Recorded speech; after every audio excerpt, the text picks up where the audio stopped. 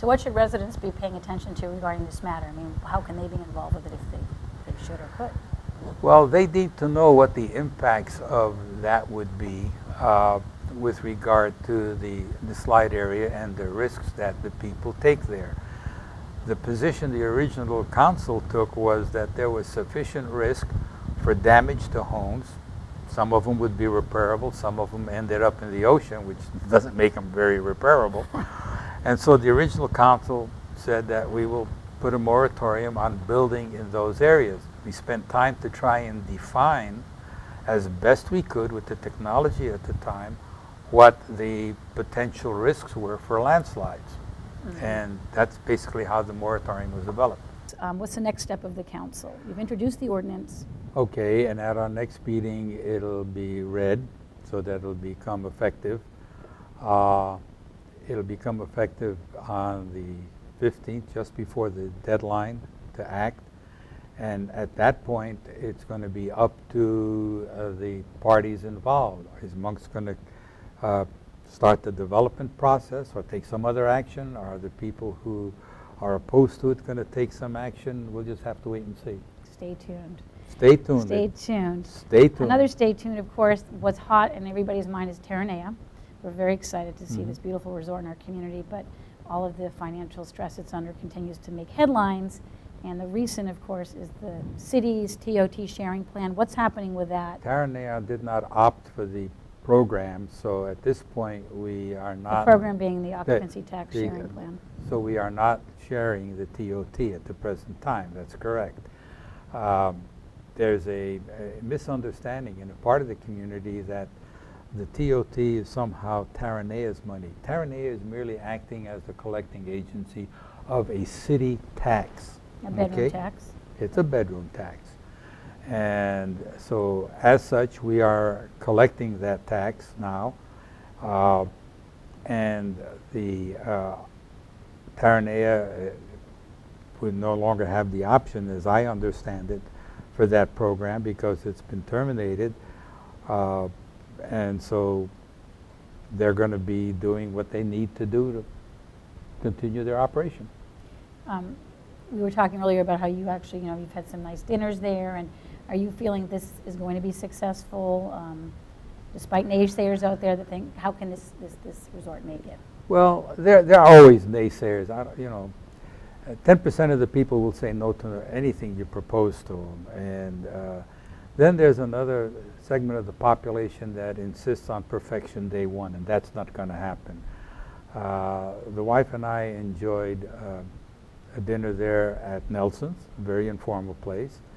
The service was fine, the food was great, it's very casual. We enjoyed it thoroughly. We had a dinner at Marcel's, which is a sort of a nouvelle cuisine. Again, the service there was impeccable. The food was good. There are some things that people have complained about and they don't understand. We read in the paper that people complained about the plastic wine glasses. Well, these are not the smart and final type, excuse me, type. These are very elegant. You can't tell they are plastic until you pick them up. And you have to wonder why. Well, this is a resort, and people will take their wine glasses outside onto the beach areas, sandy areas, and if they were not plastic and would break, you'd have a problem. They also complained about the cost. Well, you're going to a resort that's elegant and you expect to pay a bit more. But what they didn't notice is that where you go to a normal restaurant and you pay $5 or $6 for a glass of wine, here it's more expensive, but you're actually getting almost double the wine in the glass. So on par, it isn't as bad as some people think it is. Right, it is a beautiful resort with $1 million reviews. And it's fantastic. We all want to see it succeed. Yeah, I think we all want to see it to succeed, and I think what you felt the city needed to get involved. What the city did in trying to help in the beginning, even though that hit some rough spots right now, I think started out with a reputation of being an outstanding place, and that's what you need to do with a facility like that. The initial reputation needs to be good for it to succeed. Other issues coming up right now, of course, I should have mentioned earlier in the show, one of the big topics, of course, the fires that we just all experienced up in Portuguese Bend in the preserve, and lessons learned. I know the council, you guys just had a presentation about what was learned from that wildfire. Well, there were a couple of things that were learned by the fire department and the sheriff's department. One of the things that bothered me, frankly, was Channel 9 I was watching, and they were asking people, you know, if you get pictures of the fire by a cell phone, email them to us. We'd love to have them. Well, that's asking people to crowd the area to get pictures so they can get their 15 seconds of fame. Okay? That's counterproductive. You're saying when you had a lot of people lining up on PV Drive South? Yes, PV Drive South was crowded. We've heard of cars making U-turns in front of fire departments. We know one place the road was so crowded, equipment couldn't get through. That's not the time. You've got the TV coverage. Stay away from the fires. If it were your home in danger, would you want everybody to come there and inhibit the fire department to get to you? No. Stay home, those cars please. Need to be sent out of there. That required.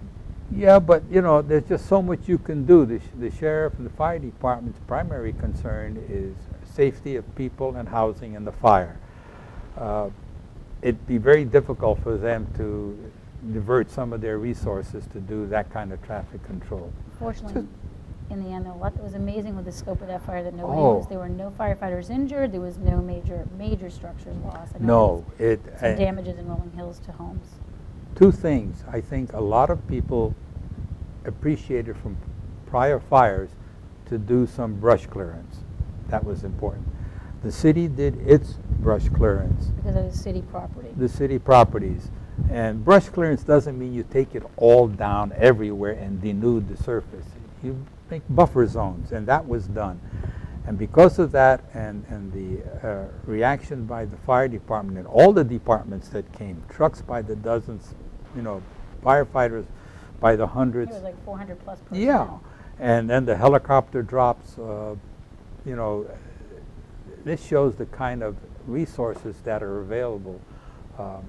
And Mayor Larry Clark, I think, said, you know, we dodged a bullet here. Did you feel the same way? I mean, it wasn't that windy and we did, yeah. We did dodge a bullet in that the winds didn't blow it in a direction that would have jeopardized a lot more homes, and the fire crews did an outstanding job in protecting the homes. I mean, we're very fortunate. Right now, issues going on in the city, of course, we're in the beginning of an election. There's 7 candidates running for 2 seats, the one that you'll be vacating after the term you're serving is up. And also Mayor Larry Clark will be vacating his seat. So with that, we have 7 candidates vying for 2 seats. All the residents are going to start getting inundated with information.